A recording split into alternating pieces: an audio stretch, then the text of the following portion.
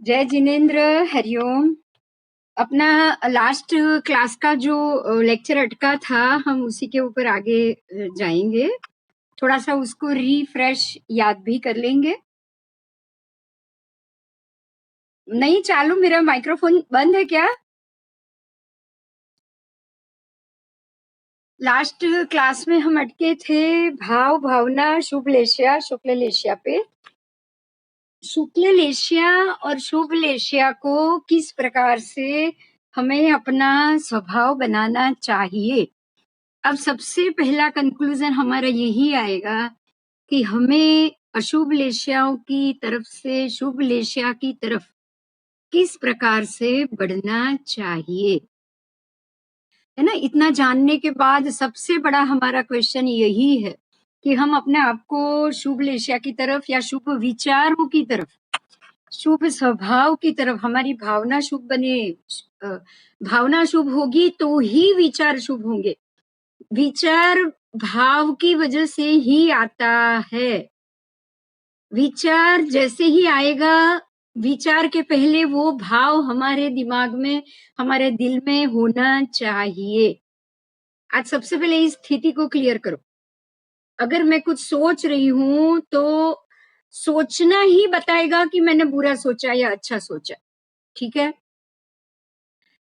मैं पहले तो मैं सोचूंगी उसके ऊपर।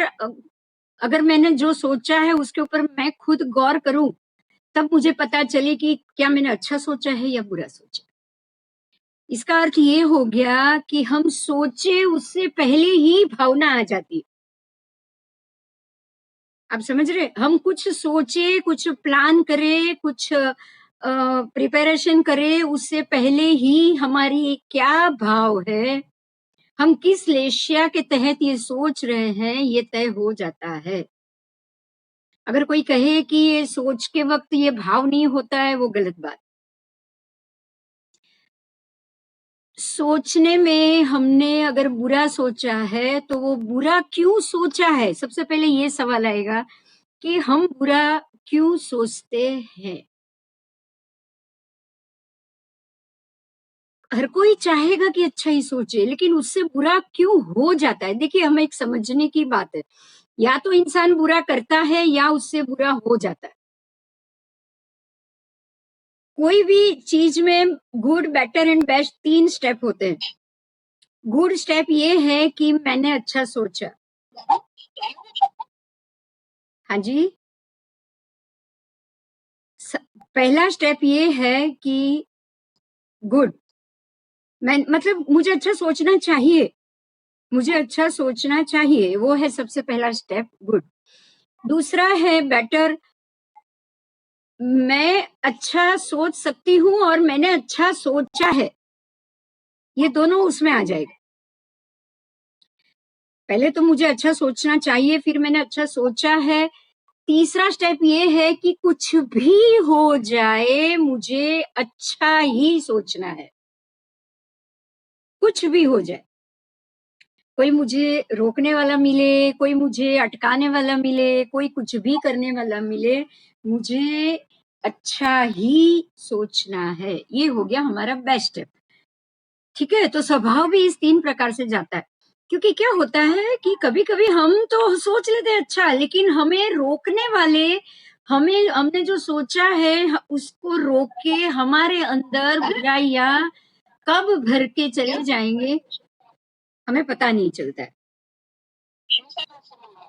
जरा जिसका भी किसी का माइक चालू है प्लीज बंद कर दीजिए। प्लीज संतोष, संतोष मेहरा जी माइक बंद कर दीजिए। सं, संतोष मेहरा जी,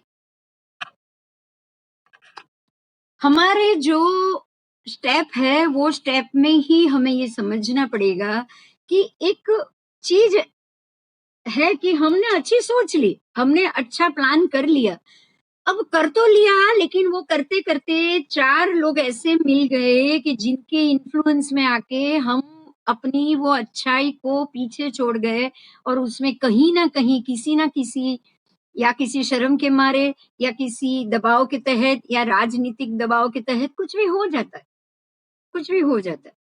और हम अपनी मूल धारा जो अच्छी सोच है उससे निकल के दूसरी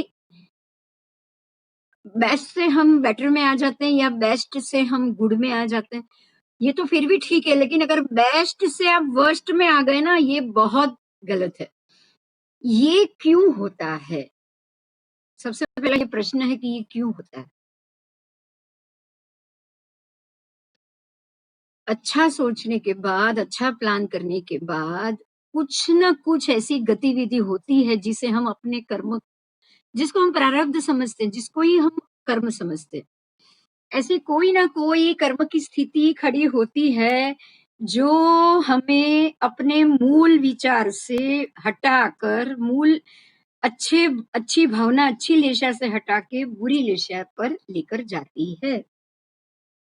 एग्जाम्पल पहले बता दिया था, फिर भी याद दिलाती हूँ। रावण का एग्जाम्पल हम लेंगे, जो इतने अच्छे व्यक्तित्व वाला इंसान था कि जिसने तीर्थंकर नाम कर्म तक बांध लिया था। आपको ये भी बता दूं कि हिंदू रामायण अनुसार, ये तो जैन की बात है कि जैन धर्म में समझाया है कि रावण ने तीर्थंकर नाम कर्म उपार्जन किया है और अगली 24 में वो परमात्मा भी बनने वाले हैं। और सीता जी जो रामायण के समय की सती कहलाई है और शुद्ध कहलाई है, रावण से तो ज्यादा शुद्ध कहलाई, उसी को ही सीता का रावण का गणधर बनना है। ये जैन धर्म की, परमात्मा की केवल ज्ञानी दृष्टि का बताया हुआ है। अब हम हिंदू रामायण की भी बात करेंगे। मैंने अभी कुछ 2 दिन पहले ही एक मैसेज भेजा था, शायद आप में से किसी ने पढ़ा होगा, फिर भी मैं बताना चाहूंगी कि वो बात में जब रावण को सीता को हरण करने के बाद रावण लंका में पहुंच गए थे, उसके बाद राम अपनी सेना को लेके समुद्र तक आ गए और समुद्र के ऊपर ब्रिज बनाने के लिए उन्होंने वहां पर अधिष्ठान किया। अधिष्ठान में उनको पत्नी के सहित ही बैठना होता है, लेकिन उससे भी ज्यादा इम्पोर्टेंट किसी भी पूजा अधिष्ठान में हिंदू धर्म में पुजारी और आचार्य का होना बहुत जरूरी होता है। वो जगह ऐसी थी, वहां पे कोई और आचार्य तो उनको मिलेगा नहीं, कोई ब्राह्मण और तो मिलेगा नहीं, तो उन्होंने जाम्बवन को बताया। जाम्बवन खुद रावण से मिलने गए और रावण को बताया कि पूरे एरिया में ब्रह्मर्षि आप ही हो, क्योंकि रावण ब्राह्मण था, ब्राह्मण पुत्र था और आचार्य की कक्षा का उनका ज्ञान था, नॉलेज था, सब था। तो उन्होंने बताया कि ऐसे राम जी लंका को जीतने के लिए, उन्होंने सब चीज बताई। लंका को जीतना है मतलब रावण को हराना है, सीधी बात है। सीता जी को उनको लेकर जाना है और ये क्रिया ऐसी है कि उसके लिए उनको अनुष्ठान चाहिए। समुद्र के ऊपर से वो ब्रिज बनाकर आना चाहते हैं और आपको निमंत्रण दिया है कि आप उस अनुष्ठान के पुजारी बनोगे। सोचो, ये हिंदू धर्म का उनके रामायण का कहना है कि पुजारी हमेशा एक आचार्य और ब्राह्मण ही होता है। राम खुद क्षत्रिय थे, बाकी सारे में से दूसरे में से कोई भी वहां पे ब्राह्मण नहीं था। विभीषण थे लेकिन वो आचार्य नहीं थे। विभीषण थे लेकिन वो पूजा और वो अध्याय सब नहीं करा सकते थे, उनके लिए ज्ञान होना बहुत जरूरी है। तो रावण एक ही वो समय में वो एरिया में थे जो ये सारी ज्ञान और पंडित और ब्राह्मण और आचार्य की कक्षा तक के पहुंचे हुए थे। उन्होंने जाके रावण को निमंत्रण दिया। रावण ने कहा कि मैं आपके निमंत्रण का स्वीकार करता हूं और मैं वहां आ जाऊंगा। रावण आचार्य थे, खुद ब्राह्मण थे, उन्होंने सोचा कि अनुष्ठान पत्नी के बिना नहीं हो सकता। उन्होंने जाकर सीता को कहा कि मैं राम के अनुष्ठान में यजमान बन के जा रहा हूँ, ब्राह्मण आचार्य बन के जा रहा हूँ, तो अब तुम मेरी यजमान पत्नी हुई, तुम्हें मेरे साथ विमान में आना है, आकर समुद्र के किनारे वेट करना है, तू मेरे अधिपत्य में है, इसीलिए पूजा अनुष्ठान निपटा के तुझे मेरे साथ ही वापस आना है। सीता जी विमान में जाकर बैठ गए। रावण ने विमान, पुष्पक विमान लेकर वहां जहां राम जी और सेना थी वहां पर लेकर गए। रावण खुद पूजा अधिष्ठान कराने गए, सीता जी को विमान में बिठाया, विमान में बैठते वक़्त अरे अधिष्ठान कराते वक़्त बाकी सबने पूछा कि यजमान की पत्नी तो नहीं है, अब ये अनुष्ठान कैसे होगा? तब आचार्य बने हुए रावण ने कहा, यजमान पत्नी हाज़िर है, आप आज्ञा दें तो मैं उनको बुलाऊँ। लेकिन जैसे ही ये पूजा खत्म हो जाएगी, मैं मेरे साथ उनको लेकर चला जाऊँ। राम ने आज्ञा दे दी, हाँ, आप बुलाओ। वहां सीता जी को लाया गया, पूरा अधिष्ठान, पूरा यज्ञ रावण को ही मारने की अपेक्षा से, लंका विजय की अपेक्षा से राम जी ने किया और वो अनुष्ठान रावण ने ही करवाया। बहुत बड़ी बात है ये, बहुत बड़ी।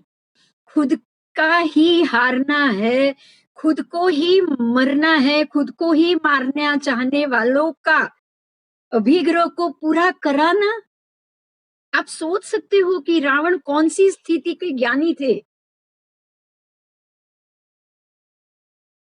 कुछ ऐसे कर्म होते हैं जो रावण खुद जानता था, ज्ञानी होने के बावजूद हम जिस प्रकार से उसका पुतला जलाते हैं, हमें 1000 बार सोचना चाहिए कि रावण का पुतला जला के हम अपनी अपनी पीड़ा को बढ़ा रहे हैं।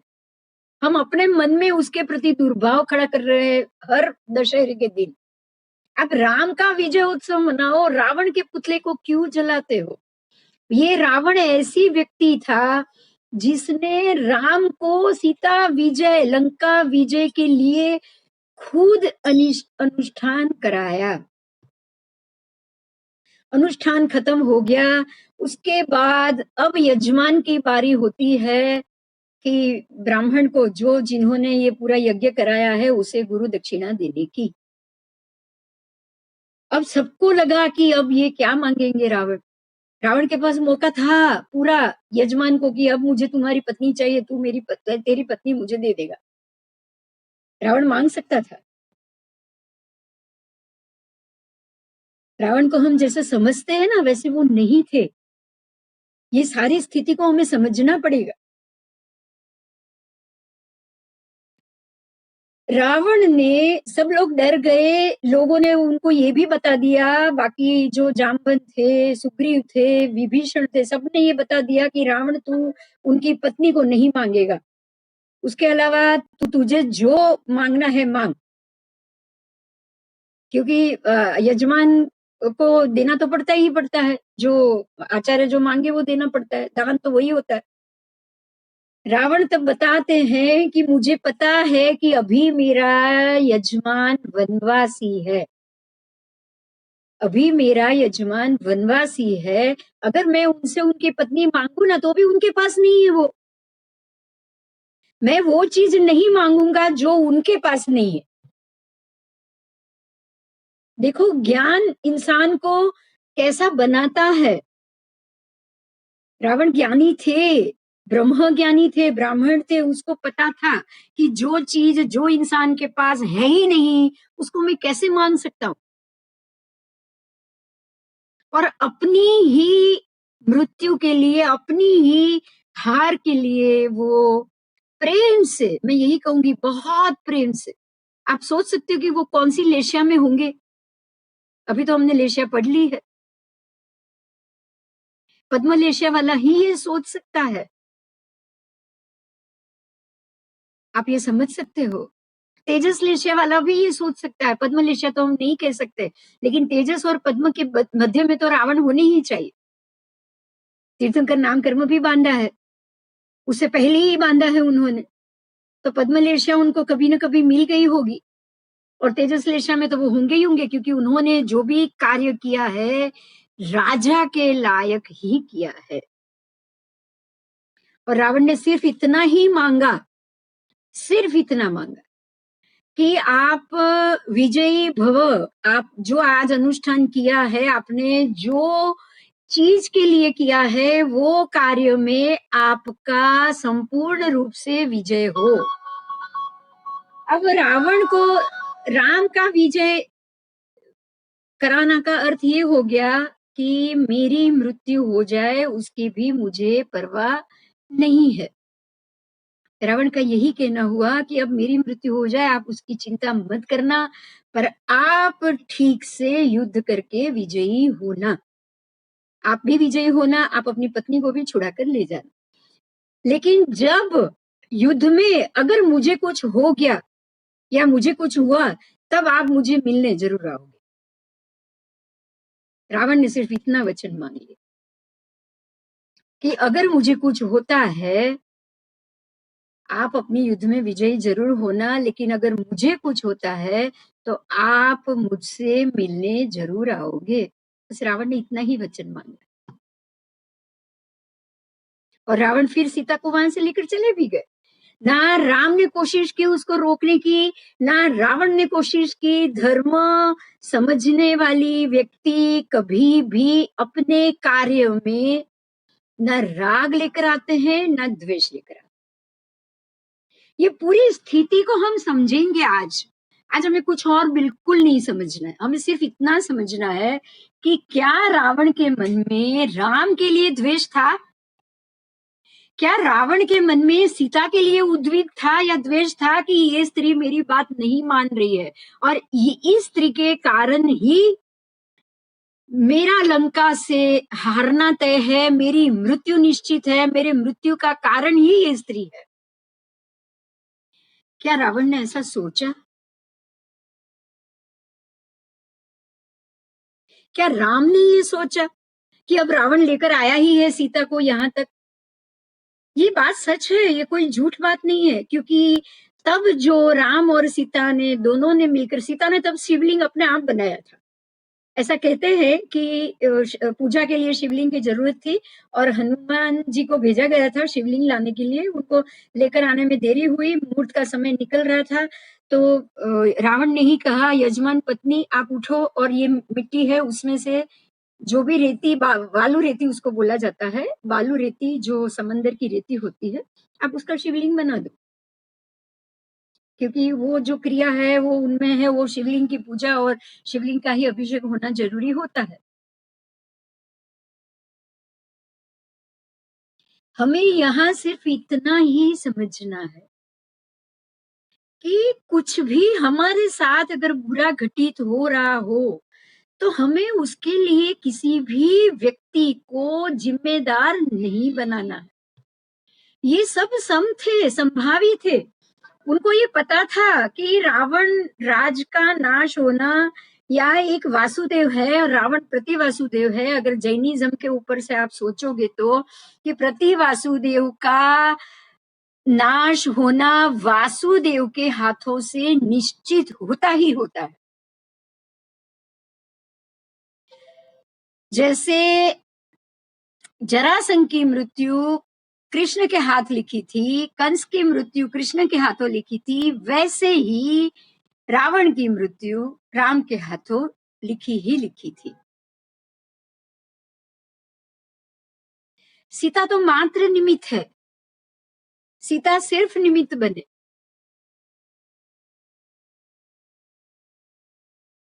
और ये वासुदेव भी जानता है, ये प्रति वासुदेव भी जानता है कि उनको ये युद्ध करना ही करना है। नहीं तो रावण को पता है कि ये मेरी जीत के लिए यज्ञ कर रहे हैं, अनुष्ठान कर रहे हैं, उसी यज्ञ को मैं ही विजयी भव का आशीर्वाद भी दे रहा हूँ। उसको तो पता है, वो बहुत बहुत ही बड़ा ब्रह्मज्ञानी थे, शिव जी के बहुत ही प्रिय शिष्य कहे गए। शिव जी के हाथों ही उन्होंने पूरा जो मंत्र ज्ञान, तंत्र ज्ञान, उनको जो भी ध्यान साधना जो भी किया है, शिव जी का उनको आशीर्वाद भी मिला हुआ। सब सब उनको शिव जी की कृपा से सारी ज्ञान, सारा ब्रह्म ज्ञान सब उन्होंने लिया हुआ है। उनको तो ये पता ही था कि मैं अगर ये अनुष्ठान कराऊंगा और उनको विजयी भव का आशीर्वाद दूंगा, तो ये व्यक्ति को निश्चित ही जीतना है। उनको ये भी पता था।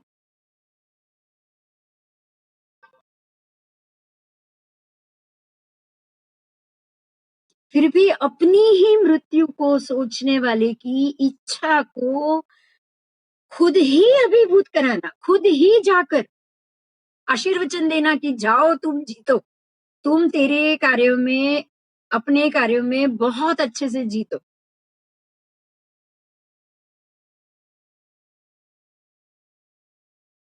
उसने ये भी कहा था कि मैं मुझे आपसे क्या चाहिए, आप तो वनवासी हो। मेरे पास तो पूरी सोने की लंका है, वो मैं आपसे द्रव्य भी नहीं माँग सकता क्योंकि सबसे ज़्यादा द्रव्य तो मेरे पास है। 9 के 9 ग्रह उसकी सेवा में पड़े थे, बंधे हुए। वो क्या माँगता राम से, आप सोचो। वो राम जी से क्या माँगता? कितना चतुर रावण है, आप ये भी सोचो। कितना चतुर, उसने अपना सारा कार्य निर्दोषता से पूरा किया।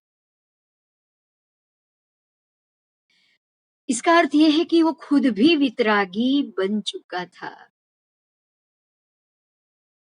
खुद भी वितरागी बन चुका था। सीता को उसने कभी परेशान नहीं किया है। बंदी बना के वो ज़रूर लेकर गया। ऐसी अवस्था हमें लेश्या को अशुभ होने से बचा लेती है। कि ऐसे संजोग अपने आप खड़े होते, निमित्त अपने आप खड़े होते। रावण के सामने ये निमित्त हुआ कि मैं जिनकी पत्नी को लेकर आया हूँ, उनकी ही विजयी भव का आशीर्वाद वो भी मैं खुद दूँ।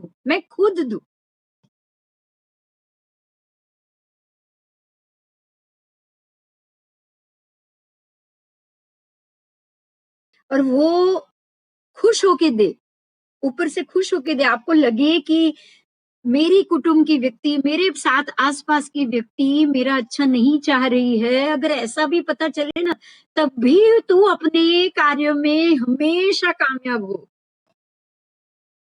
चाहे वो कार्य मुझे परेशान करने का ही क्यों ना हो।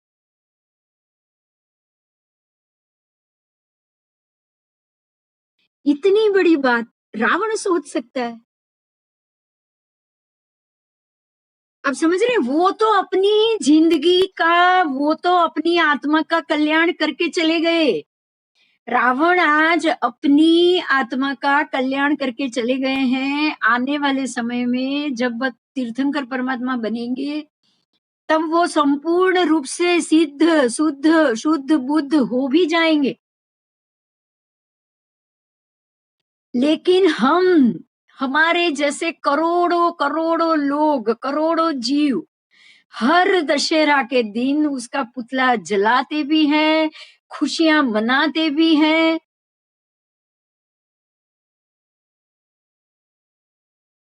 किसी का पुतला बनाकर जलाना, वो व्यक्ति को जिंदा जलाने जैसा कृत्य होता है या नहीं होता है? करण करावण अनुमोदन एक एक सरीखा फल देता है। आप करोगे तो भी, किसी को बोलोगे तो भी, और किसी का किया हुआ देखकर खुश होगे तभी भी। क्या हमें अपनी लेश्या को इस प्रकार से बिगड़ने देना चाहिए? सबसे बड़ा प्रश्न ये है। इतना जानने के बाद, इतना समझने के बाद, रावण ने जो क्रिया की थी ना, जो भी क्रिया की थी ना, वो एक नियति से बंधा हुआ था, मजबूर था वो। वो नियति से बंधा हुआ था। उसका दिमाग नहीं खराब हुआ था।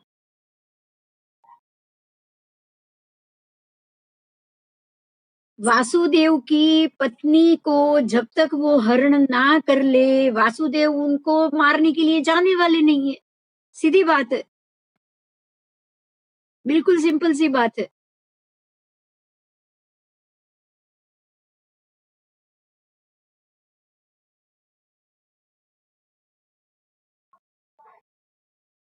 समझ में आ रही है ना? बात समझ में आ रही है ना? समझना है हमें कि जब भी ऐसा मौका हमारे सामने आए, हमारे खुद के आगे आए, तब हमें एक ही बात सोचनी है, सिर्फ एक ही बात, कि मैं ऐसी कोई भी सोच वाली क्रिया ना करूं जिसके कारण मेरे आसपास या मेरा मन कलुषित हो, या मेरे आसपास की किसी भी व्यक्ति को कोई भी प्रकार का क्लेश पहुंचे। सतत जागृति रखनी है, सतत जागृति। हमें अपनी इस लेशया की स्थिति को बार-बार ये सोचते रहना है कि मैं शुद्ध लेशया में हूँ या अशुभ लेशया में। देखो, अशुभ, शुभ और शुद्ध ऐसे 3 प्रकार जाएंगे। पहला होगा अशुभ। अशुभ को हम कहेंगे बैड, वर्स्ट, जो भी आपको तीनों बैड का नाम दे देना है। उसके बाद आएगी शुभ। शुभ मतलब एक नॉर्मल व्यक्ति जो कभी किसी के अच्छे के लिए भी बुरा सोच लेता है। डॉक्टर अच्छे के लिए, आपके अच्छे के लिए भी आपका पैर काटना सोच लेगा, सोच ही लेगा। आप एक जज, आप वो समाज के अच्छे के लिए भी किसी को फांसी देना सोच ही लेगा, सोच ही लेगा। और तीसरी अवस्था है शुद्ध लेशया, शुद्ध भाव। यहाँ ना व्यक्ति किसी का बुरा सोचता है, ना कभी किसी के लिए बुरा बोलता है, और ना ही किसी बुराई को समर्थन देता है। फिर वो किसी भी प्रकार की क्यों ना हो, किसी के अच्छे के लिए भी क्यों ना हो।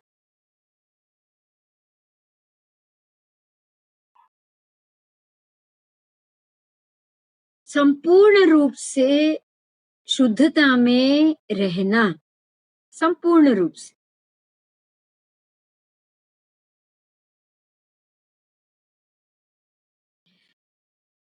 एक उदाहरण लेंगे फिर से। समंदर किनारे अगर मैं खड़ी हूँ, समंदर किनारे अगर मैं खड़ी हूँ, समंदर के पानी में मुझे एक बिच्छू डूबता हुआ, समंदर है ना, पूरा मोजा अंदर खींच लेता है, तो एक बिच्छू को पानी के साथ खींचते हुए जाते हुए मैंने देखा। आप सोचो कि मैं समुद्र किनारे खड़ी हूँ, एक बिच्छू है जो पानी के अंदर खींचा जा रहा है। मैं देख रही हूँ कि ये पानी में डूब जाएगा, क्योंकि जैसे-जैसे मोजा उसको अंदर लेके जाएगा, वो अंदर से बाहर नहीं आ पाएगा और ये पानी में डूब जाएगा। तो मैं उसको जाकर बचाने के लिए तो मुझे उसको हाथ में पकड़ना ही पड़ेगा, हाथ में लेना ही पड़ेगा।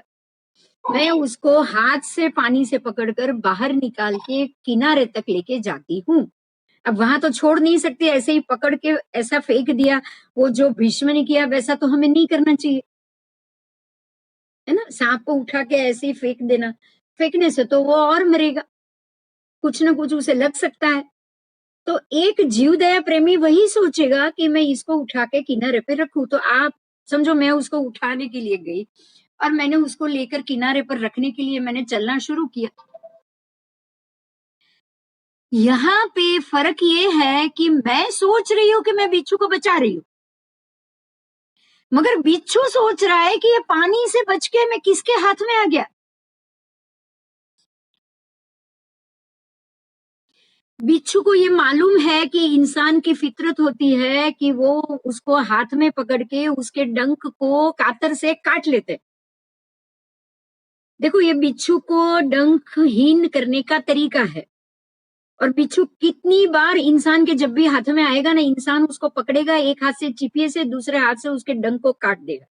वो काटने के बाद वो काला बिच्छू बिल्कुल सफेद हो जाता है और फिर उसको छोड़ देता है, ताकि अब दूसरी बार उसके अंदर जहर आने में समय लगता है, उसके शरीर में दूसरा जहर बनने में समय लगता है। तब तक वो बिच्छू जहर के बिना कितनों को भी वो डंक मारे, उसको कुछ नहीं हो सकता। बिच्छू इंसान की ये फितरत से अच्छी तरह से वाकिफ होते ही हैं, क्योंकि उनके साथ ऐसे कई बार होता हुआ है उसकी लाइफ में। तो जैसे ही मेरे हाथ में बिच्छू आएगा ना, मुलायम नरम हाथ, वो समझ जाएगा कि अब ये मेरा डंक काटेगा। उसको तो सीधा मेरे हाथ में डंक ही मारना है। बिच्छू ये नहीं सोचेगा कि मैंने उसको बचाने के लिए पकड़ा। बात समझ में आ रही है? बिच्छू गलत नहीं कर रहा है। हम ये सोचते हैं कि अरे इसको बचा रहा हूं, फिर भी वो ऊपर से मुझे ही मार रहा है। देखो, सोच सोच में फर्क है। इसीलिए अच्छाई करने वाला जो शुद्ध लेशा वाला है, वो उसको बचाएगा ही बचाएगा, चाहे वो उसको वापस ही डंक मार के जहरीला क्यों ना बनाए।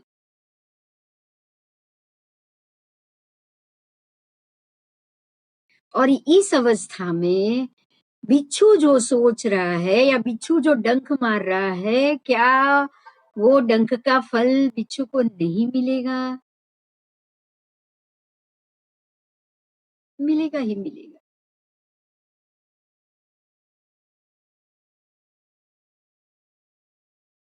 मिलेगा ही। इसीलिए कर्म को हमें इस प्रकार से समझना है कि जब भी आप जैसा भी कर्म कर रहे हो, आपको उसका फल मिलेगा ही मिलेगा। लेशा-लेशा का फ़र्क है, वो अपने स्व बचाव के लिए आपको मार रहा है, बिच्छू अपने स्व बचाव के लिए आपको मार रहा है। ये उसकी लेशा हुई।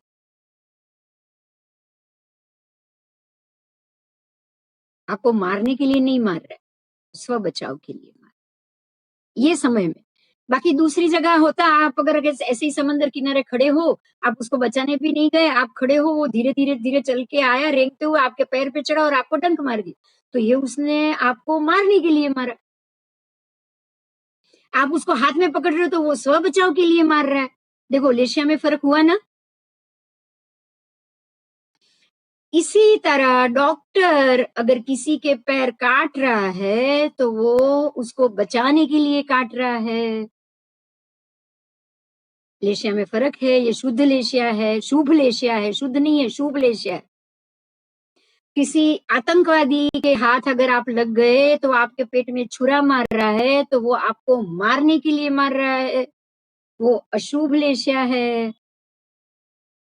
और अगर ऐसे समय में सामने वाला अगर कोई आतंकवादी किसी को मार दे, पेट में छुरा मार दे और वो उसको भी छुरा लग जाए और अगर जिसको उसने छुरा मारा है वो एक डॉक्टर है और वो अपने घाव को छोड़ के आतंकवादी के घाव को बचाने में लग जाए ना, इसको हम शुद्ध लेशिया कहेंगे। जो रावण ने किया, जो रावण ने किया और वही अगर कोई ऐसा डॉक्टर करे कि अपने घाव को छोड़ के की तरह आजकल जितने भी कोरोना वॉरियर्स है कि कोरोना पेंडेमिक इतनी तेजी से बढ़ने के बावजूद कोरोना वॉरियर्स जो अपनी सेफ्टी के लिए कपड़े पहन के लोगों को बचाने में जो डॉक्टर जुड़े हैं, जो डॉक्टर जुड़े हैं, वो सब के सब शुद्ध लेशिया वाले ही माने जाएंगे। और शुद्ध भाव से मैं ये भी कहूंगी, जबरदस्ती कोई जुड़ रहा है तो उसको आप शुद्ध लेशिया, बिल्कुल शुद्ध लेशिया नहीं कह सकते। अगर कोई जबरदस्ती जुड़ा है, पुलिस भी अगर ऐसा काम कर रहे हैं तो वो भी शुद्ध भाव है। अब इसी प्रकार से हम हरेक कार्य में मन, वचन और काया तीनों को जोड़ते हुए, तीनों का संयोजन करने के बाद ही ये कार्य शुद्ध लेशा में हुआ है, शुभ लेशा में हुआ है या अशुभ लेशा में हुआ है, उसका तारण निकालेंगे। क्योंकि अगर हम ये सोचेंगे ना, तभी हम समझ पाएंगे कि हम कौन सी लेशा में स्थित है या फिर शुभ लेशा में होते-होते हमने बुरा काम कैसे कर लिया। अब कोई भी व्यक्ति अच्छा सोचते-सोचते बुराई की तरफ ये जानने के बाद नहीं जाना चाहिए। जो हम सोच रहे हैं वही हम कार्य करें। इसको ही समभाव या समकित कहा जाता है। जैसे ही मैं सोचती हूँ वैसा ही कार्य मैं करूँ। मैं सोचूँगी बहुत अच्छा-अच्छा और करूँगी पूरा उल्टा, गलत। तो ये तो मुख में राम बगल में छुरी हो गया। बड़ी-बड़ी बातें करूँ, बड़ी-बड़ी अच्छाई-अच्छाई की बातें करूँ और कर्म भोगने की जगह कर्म भोगना है समभाव से, वो हाँ, हो सकता है उसको तकलीफ आए, ज़रूर आए। आप किसी भी व्यक्ति को उसके चरित्र से बुराई का सर्टिफ़िकेट नहीं दे सकते, क्योंकि रावण की तरह कैसे भी अशुभ कर्म का उदय उसके ऊपर आ सकता है। चारित्र हनन का भी कर्म आ सकता है, क्योंकि सभी जीवा कम वश 14 राज लोक भवन, ये शास्त्र के शब्द है, उसको हम नहीं झुठला सकते। सर्व जीव अपनी अपनी कर्मों की गति के कारण इस संपूर्ण संसार में भ्रमण करते ही रहते हैं। कब किसका कौन सा कर्म उदय में आ जाए ना, बहुत मुश्किल है समझना, बहुत मुश्किल है। विश्वामित्र, विश्वश्रवा मुनि, ये सारे ऐसी ऐसी स्त्रियों के संपर्क में आए जिन्होंने उनका सारा ध्येय साधना, जीवन, मोक्ष की तरफ गति करने का प्रयाण सब बदल के रख दिया, सब, और संसार में जटिल अवस्था में उनको जकड़ के रख दिया।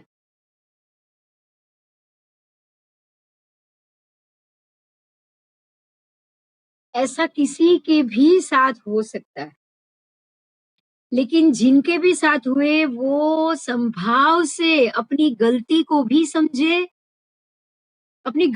भी समझे और शांत होके राग द्वेष को खत्म करने के लिए वो कर्म का उपभोग करे।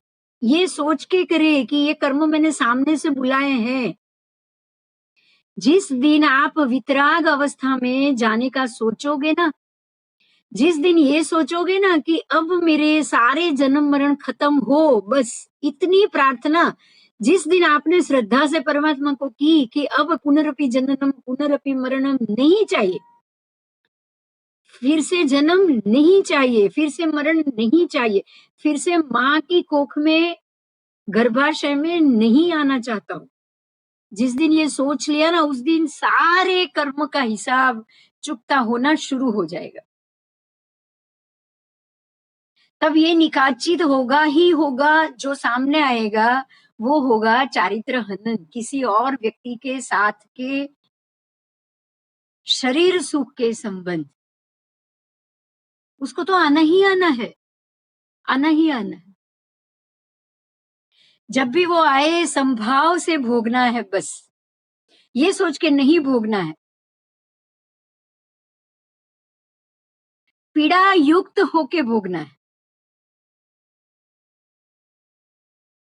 पीड़ा युक्त अर्थ, उसका अर्थ ये है कि मैं नहीं चाहता हूं, फिर भी मुझे ये कर्म को भोगने के लिए भोगना पड़ रहा है, बस यही सोचना है, ये जन्म में ये सारे कर्म खत्म हो जाए, इसके लिए मुझे अगला जन्म ना लेना पड़े। यही आपका वितराग अवस्था, उसका सूचक कार्य है। आप वितराग अवस्था की तरफ जा रहे हो, अगर आप ये सोच रहे हो तो ठीक है। तो संभाव में कैसे रहना है, परमात्मा से प्रार्थना करके इस पूरी कर्म की थियरी से कैसे बाहर निकलना है, ये सारा हम अपने कर्मों को ही महत्व देके, उसकी स्थिति को जान के, उस प्रकार से क्रिया करके ही हम बच पाएंगे। ठीक है, भावना से हम समझ रहे हैं कि हमें अशुद्ध भावना से शुभ भाव में जाना है, फिर शुभ भाव से शुद्ध भाव में जाना। आज आपकी 6 की 6 लेशिया खत्म हो गई, जो भी उसके विषय प्रश्न होगा आप आज जरूर पूछ लें। चलो अभी ध्यान शुरू करते हैं। आंखें बंद, शुद्ध भाव में जाएंगे, हम शुद्ध ध्यान में जाएंगे। आपको अपनी आत्मा के साथ का सानिध्य को पकड़ना है। हमारे अंदर जो आत्मा है बिल्कुल सफेद रंग की, बिल्कुल स्फटिक की, और किसी भी रत्न में से, स्फटिक एक रत्न है, स्फटिक की रत्न में से वो आत्मा का शरीर, आज हम डिस्कस पहले कर रहे हैं, ध्यान में बाद में जाएंगे। हमारे अंदर पूरा आत्मा, हमारा जो शरीर है, ऐसे ही पूरा एक लंबा प्रकाश युक्त पदार्थ हमारे भीतर है। हमें उसको हमारी अंदरूनी चक्षु से जिसको आप दिव्य दृष्टि कह सकते हो, उससे उसको देखना है। उसके आसपास पीले रंग का प्रकाश होगा ही होगा, क्योंकि कोई भी रत्न अंधेरे में आसपास पीली होरा से ही चमकता है। कोई भी रत्न, कोई भी रत्न। हमें उस सफेद रंग के, श्वेत रंग की लेस्या वाली अवस्था में आत्मा के साथ जाके रहना है, उसको समझना है, उसको महसूस करना है। आज हम महसूस करेंगे तो हम कल अपनी आत्मा को वो अवस्था में लेकर जा पाएंगे।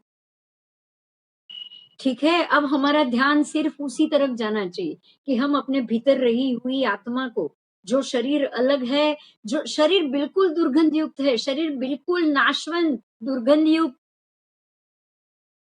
स्वेद पसीने से युक्त, मल, मूत्र, पिंड, मांस, है ना, हड्डी, वो उससे भरा हुआ है, एक लोथड़ा है वो। उसको और ये स्फटिक युक्त आत्मा को आपको शरीर में ही अलग देखना है, बिल्कुल अलग। और वो ध्यान में, दिव्य दृष्टि ध्यान में ही खुल सकती है। आंखों खुली रख के या दिमाग को सभी कामों में उलझा हुआ रखोगे, आपको कुछ दिखाई नहीं देगा। अब हमें ध्यान की स्थिति में आत्मा को ही जानना और देखना है। चलो, आंखें बंद।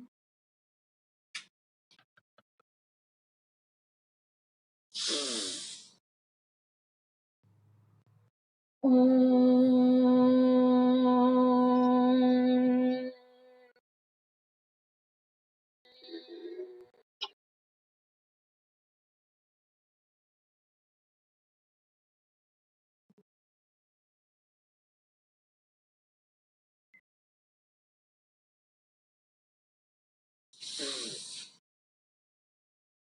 ओम।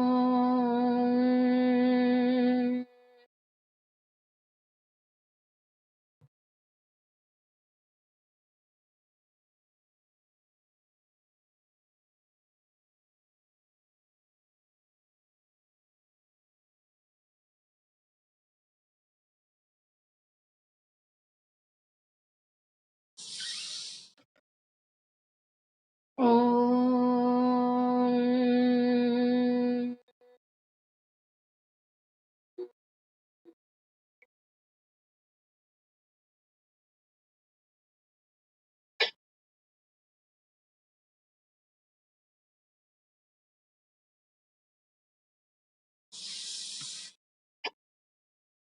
ओम।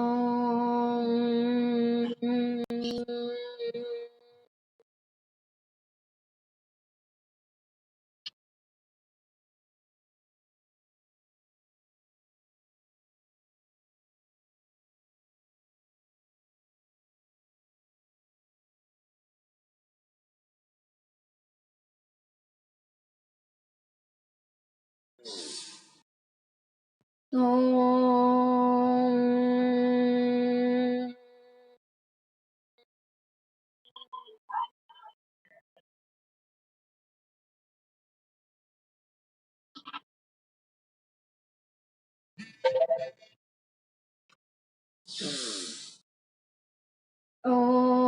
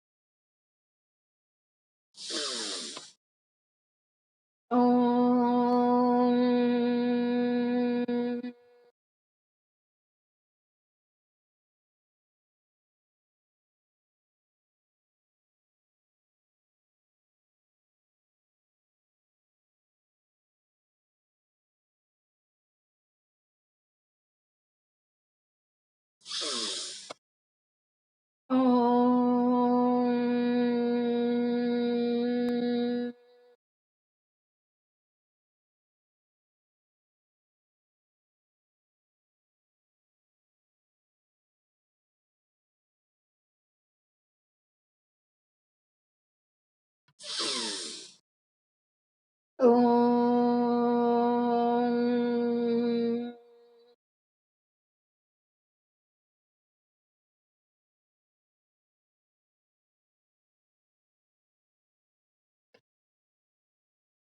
शांत हो जाइए, बिल्कुल शांत। आपकी दृष्टि दो भ्रमर के बीच में।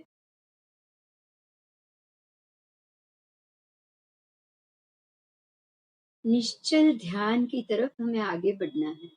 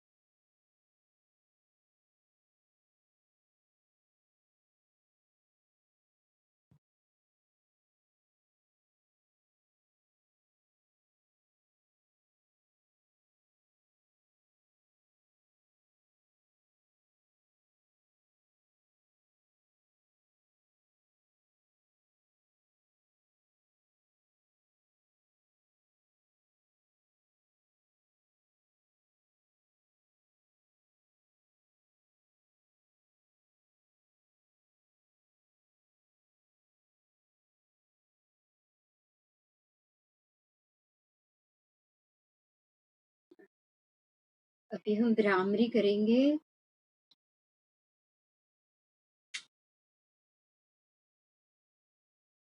सांस भरो, नाक बंद, कान बंद।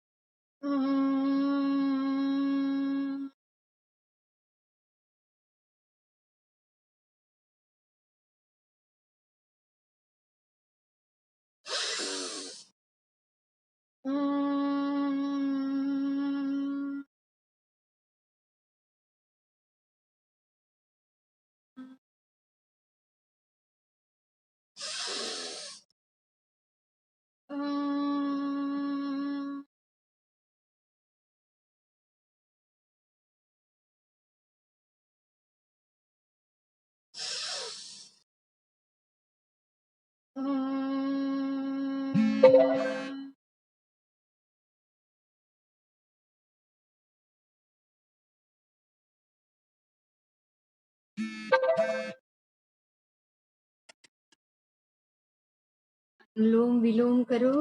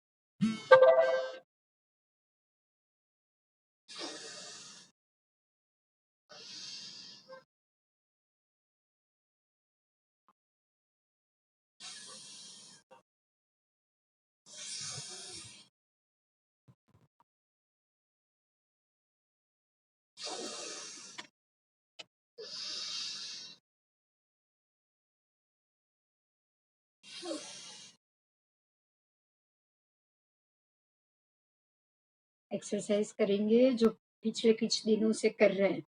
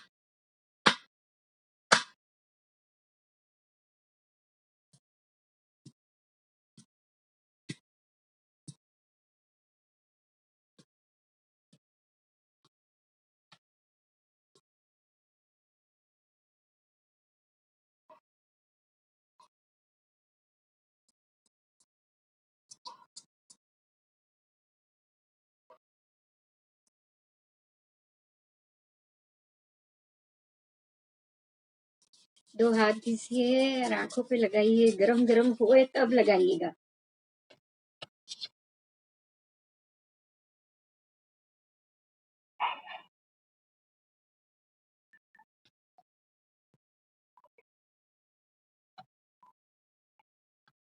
Thank you, Bindu. Very nice experience. Hariom Hariom. जय जिनेन्द्र। Thank you. भाई बहुत सारा था. Thank you very much. One घंटे बाद. हाँ जी हाँ जी हाँ जी हाँ जी बोलिए। मैं बोली कि रावण इतना पराक्रमी, इतना ज्ञानी, इतना सब था. हाँ तो उसके सीता जी का हरण भावना भी नहीं थी। हाँ जी, देखो उन्होंने कुछ करना भी नहीं था, तो उन्होंने उसका अपहरण क्यों किया? वही तो ये तो कौन सा देश कहलाएगा? वही तो जो वासुदेव और प्रति वासुदेव का एक कर्म होता है। देखो वासुदेव जो भी हमारे ये भारतवर्ष है उसी में होंगे पूरी दुनिया में। अपनी जो ये 6 खंड की भूमि है ना वो वासुदेव और प्रति वासुदेव और तीर्थंकर ऐसे 63 शलाका पुरुष होते हैं। 63 63 जिसमें 9 वासुदेव, 9 प्रति वासुदेव, 9 बलदेव, 12 चक्रवर्ती, 24 तीर्थंकर, ये सब कोई भी जैन नहीं, सबके सब क्षत्रिय। समझना है हमें, ये हमारी सिद्धांतों को हमें समझना है कि इन लोगों का जैसे आप देखो हिंदू परंपरा में भी अवतारी पुरुष बोले गए कि 24 अवतार होते हैं। इसी प्रकार के जो कर्म समझो कि मैं आज बिंदु के जन्म में जो कर्म बांधूंगी ना इतना स्ट्रांग, इतनी शक्ति के साथ, इतनी ताकत के साथ, वो कर्म को भुगतने के लिए जब मेरा जन्म होगा ना तब मैं जानते हुए भी वो कर्म से छूट नहीं पाऊंगी। कृष्ण पूरा महाभारत के समय में अर्जुन को यही समझाते हैं। कभी कभी भगवत गीता के शब्दों को समझने की जरूर हमें कोशिश करनी चाहिए। कृष्ण एक ही बात कह रहे हैं कि ये जो तू कर रहा है वो तू नहीं करेगा तब भी होगा। ये सारे जिनको तू मार रहा है उनको तू नहीं मार रहा है। जो तू नहीं मार रहा है मतलब तेरी आत्मा उसको नहीं मार रही है। वो अर्जुन के रूप में जो तू है, तू सिर्फ तेरी फर्ज को अदा कर रहा है। तेजस लेशा है ना, एक क्षत्रिय की तरह आपको आपकी फर्ज निभाने के लिए लेके जाएगी ही जाएगी। ये लेशा को समझना ही इसलिए कि जो स्वभाव मैंने बना दिया, अगर मैंने ये स्वभाव बना दिया, मोदी जी का आज ये स्वभाव है, नरेंद्र मोदी जी का, कि कुछ भी हो जाए मैं 125 करोड़ की जनता की देखभाल करूंगा ही करूंगा। उसके लिए उसे चाइना से युद्ध भी करना पड़ा, लड़ाई भी करनी पड़ी, तो ये सारे जिम्मेदारी और जो भी कर्म करेंगे वो भुगतने भी जाएंगे अगले जन्म में, उनको भुगतना ही पड़ेगा। मेरा कहने का अर्थ एक ही है कि इन लोगों ने रावण हो, कृष्ण हो, अर्जुन हो, जो कर्म उनको करना पड़ा ना वो उन्होंने जो तेजस लेशा की अवस्था में बांधा था सबकी रक्षा के लिए, वो अवस्था का ही ये फल है कि उनको जान अब वो पद्मलेशिया में पहुंच चुके थे, अब वो शुभ भाव में चले गए थे, लेकिन फिर भी जब ये लेशा उदय में आएगी तो आपको उसको उसी प्रकार कर्म करना पड़ेगा। रावण वेश बदल के क्यों गया? अब यहाँ सोचो आप, रावण वेश बदल के क्यों गया? क्योंकि उसको पता था कि जो लक्ष्मण रेखा बनाई गई है उसको मैं नॉर्मल वेश में नहीं लान सकता, और अगर मैं वेश बदल के जाऊंगा तो ही सीता बाहर आएगी। बात सही है गलत है? हाँ तो नहीं, ये देखो उससे पहले रावण शुभलेशा में तो आ चुका है। रावण ने तीर्थंकर, एक बात समझनी है हमें कि रावण इतनी शुद्ध अवस्था में था, इतनी शुभ लेशा में था, जब उसने भगवान के मंदिर में जाके भगवान की इतनी उसने पूजा की है कि पूछो नहीं। आपको कहीं भी रावण शैव धर्मी भी मिलेगा, हमारे जैनों में जैन धर्मी भी मिलेगा। आपको पता है ये जो शिव तांडव स्तोत्र है उसकी रचना किसने की है? नहीं, रावण ने की है। शिव तांडव स्तोत्र की रचना ही रावण ने की है। आप अगर इसमें जाओगे ना, रावण संहिता पढ़ोगे ना, तब आपको पता चलेगा रावण जो ज्योतिष शास्त्र का ज्ञाता था उसके गुरु थे शिवजी स्वयं। जो शिवजी का शिष्य होता है या हो सकता है, क्या शुद्ध भाव के बगैर शिवजी उनको ज्ञान देंगे? क्या देंगे? खाली हाँ या ना में जवाब दीजिए। नहीं देंगे। अच्छा, हम जैन मानते हैं कि वो तीर्थंकर बनने वाले हैं, तो तीर्थंकर नाम कर्म तो शुभ भाव के बिना आता ही नहीं है। मैं फिर से कह रही हूँ, सभी जीवों की कल्याण की जिसके अंदर इच्छा हो, वो ही तीर्थंकर नाम कर्म बांध सकता है। तो रावण के अंदर ये उसका पुतला क्यों जलाते हैं? ये हमें नहीं जलाना चाहिए, मैं यही कहूंगी। हम सिर्फ राम का विजय मनाने के लिए उसको जला देते हैं। हम सिर्फ राम सफल हुए, सीता बच गई, लक्ष्मण ने उसको मारा है, वो कौन सी कंडीशन में मारा है वो तो देखो। आज अगर ये बात पता चली आपको, शायद नहीं मालूम होगी, पर आज ये बात पता चली कि राम को वो युद्ध जिताने के लिए आचार्य भी ब्राह्मण बनके रावण खुद बने थे। ये बात पता चली। अच्छा, विभीषण भाई को छोड़ के राम को मदद करने गए, समझने की बात है। लक्ष्मण को राम ने भेजा रावण के पास, वो खुद भी गए और रावण को वो राम जी लक्ष्मण को कह रहे हैं कि लक्ष्मण, रावण जैसा ज्ञानी और कोई इस तीनों काल में नहीं हो सकता, तो उसके पास जा और उससे ज्ञान की बातें सुन। मरते वक्त लक्ष्मण जाता है और जाके रावण के माथे के पास खड़ा रहता है और कहता है हाथ जोड़ के कि दशानन, आप मुझे ज्ञान की बात सुनाइए, मेरे बड़े भ्राता की आज्ञा है। रावण कुछ नहीं बोलता, वो चुप रहता है, बिल्कुल मौन रहता है। तब राम जी उसको, लक्ष्मण को डांटते हैं, लक्ष्मण, ज्ञान हमेशा शिष्य बन के लिया जाता है और सर पे खड़े होके कोई भी ज्ञान नहीं ले सकता। तब लक्ष्मण पैरों की तरफ गए और पैरों की तरफ जाके उन्होंने ज्ञान लिया। जरा आवाज, इसके यहाँ माइक खुला है, बंद कर दीजिए। तब किसी के यहाँ 2 मोबाइल खुल गए। तब उन्होंने जो लक्ष्मण को ज्ञान दिया है, सिर्फ इतना, आप वो सब समझने की बात है, वो सब हमको समझना चाहिए कि जो व्यक्ति को खुद स्वयं राम मार रहे हैं, उसी के पास लक्ष्मण को ज्ञान लेने भेज रहे हैं और उस व्यक्ति का पुतला हम लोग जलाते हैं। हम लोग क्या कर रहे हैं? हम तो नए नए कर्मों में बनते ही जा रहे हैं। जलाना बंद करना चाहिए, देखकर खुश होना भी बंद करना चाहिए। देखो, बात तो जिसको जब समझ में आ जाए ना, तब से हमको वो काम शुरू कर लेना चाहिए। किसी इंसान का पुतला जलाना मतलब उस व्यक्ति को जलाने के बराबर है।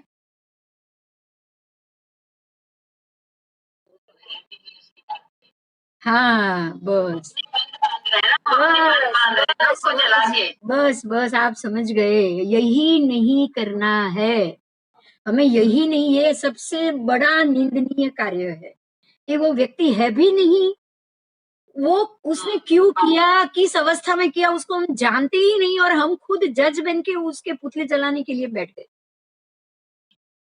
जबकि रामायण, भगवत गीता एक ही बात कहती है कि पाप को खत्म करो, पापी को नहीं। हमें अपने अंदर से, हाँ, बस ये कलयुग की तरफ जा रहे हैं ना, इसलिए ऐसी क्रियाएं होती। ठीक है, રાવણ કેમ નરકમાં છે? આટલું બધું એની પાસે જ્ઞાન હતું, આટલી શુભ ઈચ્છા હતી, તો નરકમાં કેવી રીતે ગયો? प्रति वासुदेव નરકમાં સીધા કેવી રીતે તીર્થંકર બને? वो तो बनने वाले सीधे, क्योंकि देखिए કારણ કે નરકમાંથી આપણે મનુષ્ય જન્મમાં બી આવવું પડે ને, સાંભળો, પછી તીર્થંકર બની बस શકીએ ને? अभी सिर्फ सुनो। देखो, बाकी सारी योनि में हम सिर्फ कर्म भुगतने जाते हैं। देखो, इस चीज को फिर से याद करो, सिर्फ मनुष्य योनि है जहां हम अपने कर्म का फल भोगते हैं। बाकी किसी भी योनि में जाने के बाद हम नए कर्म नहीं बांधते। तो प्रति वासुदेव ने अपनी जिंदगी में इतने लोगों को उसको मारना होता है, युद्ध करना होता है, उसको 3 खंड को जीतना होता है।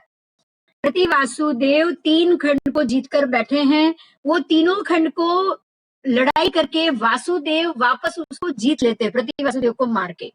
तो वासुदेव, प्रति वासुदेव दोनों जी, समझना शांति से। अब वासुदेव जी शुभ अवस्था में जा सकते हैं अगर उन्होंने अपने इस पूरे कर्म को अपनी नियति, अपने निकाचित कर्म समझ के अंतिम समय में उन्होंने संयम स्वीकार कर लिया, संभाव स्वीकार कर लिया, तो उनका मोक्ष निश्चित है। लेकिन अगर वासुदेव ने भी अंतिम समय में अपने किसी भी उस जन्म में किए हुए कर्मों का प्रायश्चित नहीं किया, तो वो भी सीधे नरक में जाएंगे। हमें एक ही बात समझनी है, सिर्फ ये नरक और स्वर्ग का फंडा एक ही है। अगर हमने मरने से पहले उस जन्म, मनुष्य जन्म के किए हुए सभी कर्मों का प्रायश्चित कर लिया, तो ही हमें मोक्ष मिल सकता है, नहीं तो नहीं। और एक मनुष्य जन्म ही है। अब ये यहाँ से नरक में जाएंगे, रावण, श्रेणिक राजा सब नरक में गए। नरक में जाने के बाद श्रेणिक राजा भी सीधे तीर्थंकर बनने वाले मनुष्य बन के, क्योंकि नरक में जाकर वो अपने ये निकाचित कर्म का भोग कर लेंगे। नरक में जाके नया तो पाप बांधेंगे नहीं। आप संभाव में गए हो, जो भी पीड़ा मिल रही है उसको शांति से सहन कर रहे हो, उसको ये सोच के सहन कर रहे हो कि जो मुझे पीड़ा दे रहा है वो मेरे कर्मों को काट रहा है, वो मेरे कर्मों को खत्म करने के लिए मुझे मार रहा है। उसके ऊपर तो मुझे खुश होना चाहिए, उसके ऊपर तो उसको मुझे आशीर्वाद देना चाहिए कि भाई तू आ और मेरे कर्मों को और खत्म कर, और खत्म, मुझे पीड़ा दे और खत्म कर। सैनिक राजा का जीव ये सोच रहा है, रावण का जीव ये सोच रहा है नरक में जाने के बाद। इसीलिए ये जीव अब नई कर्म की स्थिति नहीं बांधेंगे। समझ में आ रही है मेरी बात? आप ये सोच के अगर कर्म को भोगो कि ये व्यक्ति का दोष नहीं है, ये सारा दोष मेरा है, जैसे मैं रोज ये चीज की चर्चा करती हूँ, मनुष्य जन्म में भी किसी व्यक्ति की ओर से तकलीफ मिले, आप ये सोच के वो तकलीफ को भोगो कि मेरी गलती होगी तभी ये मेरे तक आया है। यही संभाव अगर एक बार मनुष्य में आ गया ना, तो बाकी गति में तो ये रहना ही रहना है। सबसे बड़ा फायदा मनुष्य का यही है। मनुष्य जन्म में सबसे उत्तम अगर कोई कृत्य हो ना, कर्म हो ना, तो यही है कि अगर हम संभाव लेकर मरेंगे ना, तो कोई भी गति में संभाव में ही रहेंगे। ये परमात्मा की देन है भैया। क्योंकि यहाँ से जो स्वभाव लेशिया बन गई ना, वही लेशिया बन के हम सभी जगह घूमेंगे, 84 लाख योनि घूमेंगे।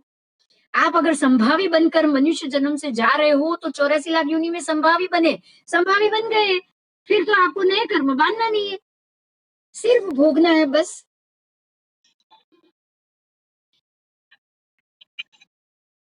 अगर क्लियर हुआ, नहीं हुआ तो अगले क्लास में इसी पे हम चर्चा करेंगे,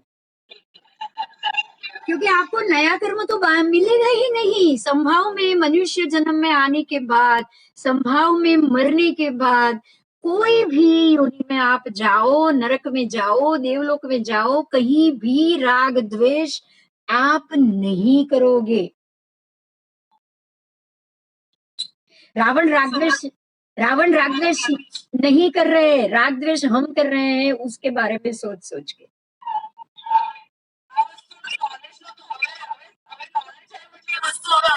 બસ બસ મજા આવે છે ને હવે. મજા ત્યારે જ આવે જ્યારે પાના ખબર પડી જાય.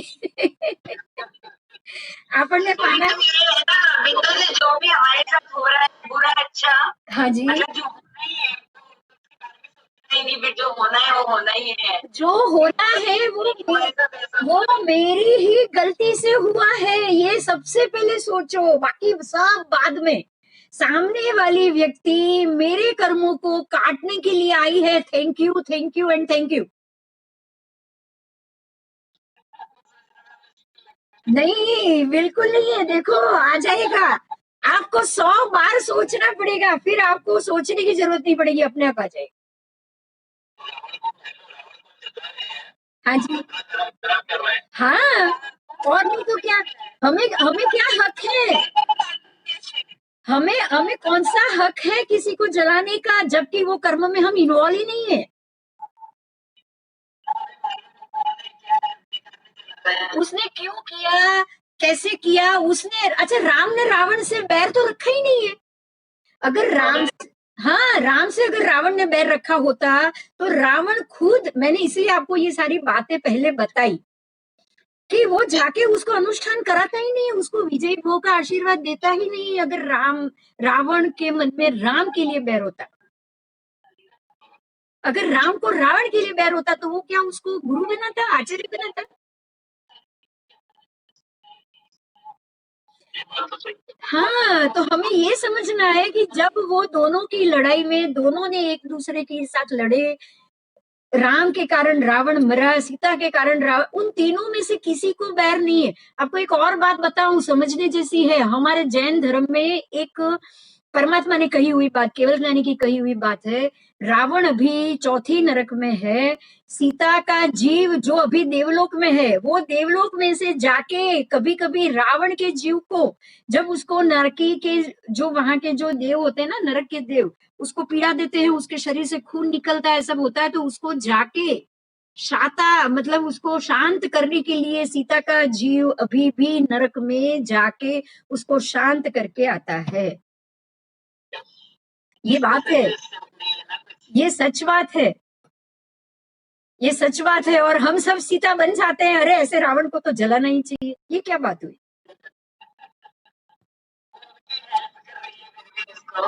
हाँ, वो अभी भी हेल्प कर रही है। अभी तो छोड़ो, अगले जब जन्म में जब तीर्थंकर परमात्मा रावण बनेंगे ना, तब उसकी, जैसे हम चेली बोलते हैं ना, सबसे पहले गणधर, उसका जो सबसे पहले शिष्य होगा वो सीता होगी, वो सीता का जीव बनने वाला है उसका शिष्य। अब वो गुरु शिष्य बन के चलेंगे, वो दोनों मोक्ष में साथ में जाने वाले हैं, और हम आज उसका पुतला सिर्फ सीता हरण के लिए चला रहे हैं। अब सोचो, क्या हमें हक है? मिलता भी क्या, जलाने से मिलता भी क्या है? यही बात है। સ્ટોરી લઈને કે આપણો દુશ્મનો હોય એનું બી આપણે હિત સોચવાનું. બસ मोरल ऑफ द स्टोरी कि जो दुश्मन है उसका तो हित सोचो ही सोचो, लेकिन जिसमें हमें लेना देना ही नहीं है उसमें तो हमें कुछ नहीं सोचना है। सबसे बड़ी मोरल ऑफ द स्टोरी है। देना दो बोलते हैं ना, जिसमें कुछ ना लेना है ना देना है, उसमें तो हमारी तरफ से कोई भी पीड़ा या तकलीफ नहीं होनी चाहिए। बस कोई इन्वॉल्वमेंट नहीं आना चाहिए। इतने संभाव में हमको आना ही आना ही आना। ठीक है, चलो चलो, आज ज्यादा समय हो गया, 7:30 हो गया। हाँ हरिओम हरिओम हरिओम, नमस्ते जी, नमस्ते। हाँ जी, हाँ हाँ भाई, बंद कर दो। सॉरी, हाँ सॉरी बंद कर।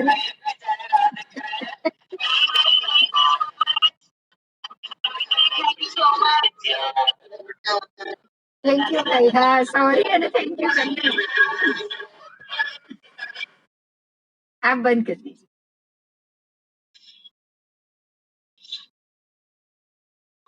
बंद कर दीजिए फ्रेंड भाई, आज सबको बहुत मजा आ गया, कोई छोड़ने के लिए नहीं तैयार है।